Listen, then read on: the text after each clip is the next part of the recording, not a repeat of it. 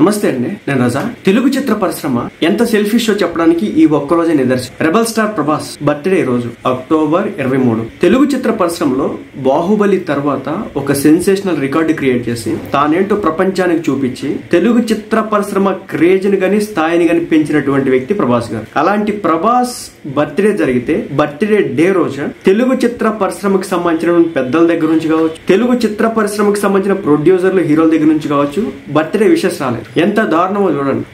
అంటే అందరితో కూడా బాగా కలిసి ఉండేటటువంటి వ్యక్తి, అందరినీ కూడా దగ్గరగా తీసుకునేటటువంటి వ్యక్తి. అందరి సినిమాలు వస్తే వాళ్ళ ఫ్యాన్స్ కూడా చాలా ఎంకరేజ్ చేస్తూ ఉంటారు. ఏమో అర్థం కాలేదు ఎందుకు ఎవ్వరు కూడా ఒక్కళ్ళు కూడా ఆయన్ని బాబా బాబా అంటూ పిలిచేవాళ్ళు ఎవరు కూడా ఎక్కడ కూడా కనిపించలేదు. ఎందుకు ఇలాగా? టాప్ స్టార్స్ గా ఉన్నారు, పెద్ద పెద్ద హీరోలుగా ఉన్నారు.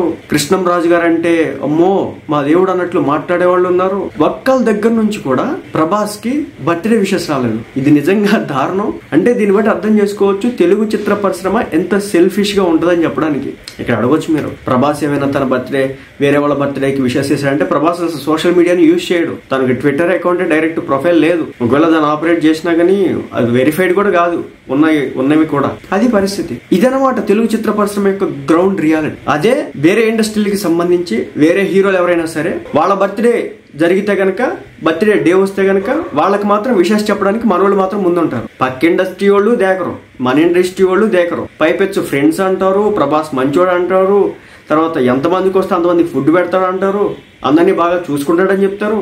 ఏంటో సినిమాలో నటిస్తున్నాం అనుకుంటారు, కాదు గ్రౌండ్ రియాలిటీలో కూడా నటిస్తారు అంతే.